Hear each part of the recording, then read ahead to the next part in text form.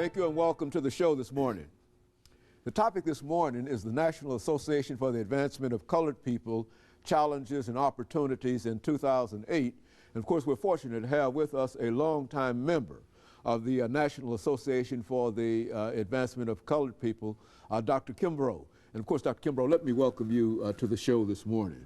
It's my privilege to be here, Dr. Haney. Well, Dr. Kimbrough, I can simply say that you are certainly no stranger to our audience, nor are you a stranger to Nashville or in terms of the United States of America, because you've been involved in this whole activity dealing with the NAACP for a long time.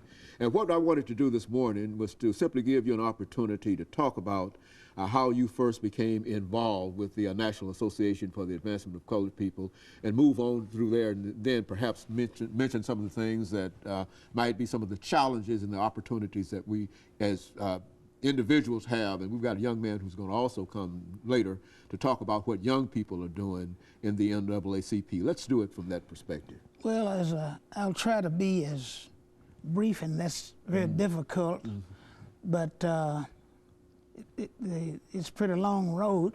But when I went to Tuskegee in 1956, there was no NAACP in the state of Alabama. The state of Alabama saw the NAACP as a threat to their so-called Southern way of life. And that meant that black people couldn't vote. You let them stay in the line maybe for long hours at a time, and still they get up there and you ask them how many bubbles in a cake, a bar of soap, so they still didn't get registered.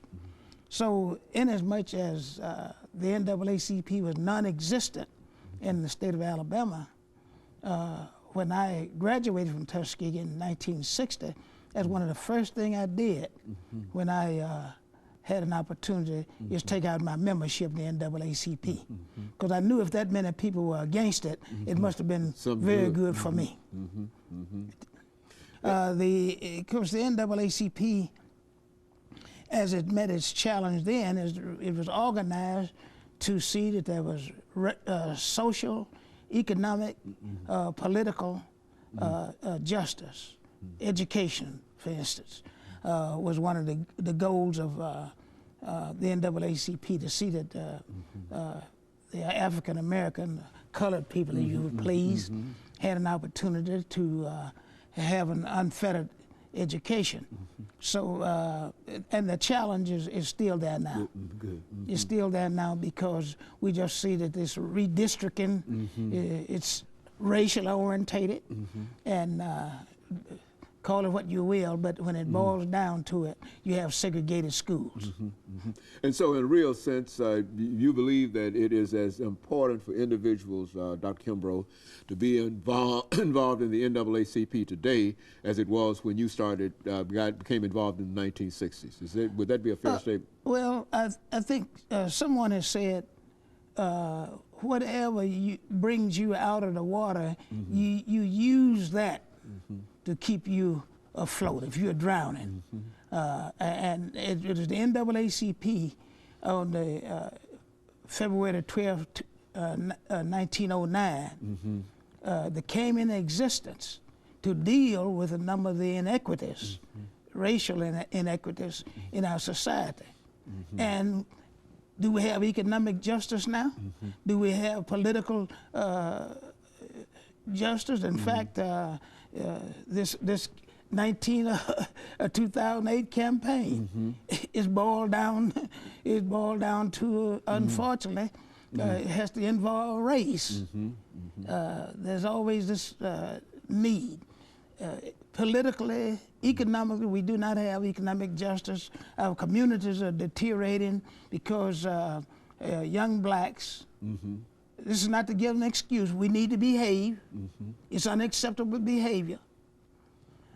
Many of the robberies, the thefts, if you please, the killings, if you would, take place because people are disorientated in our society, and the spin for this disorientation is racial injustice.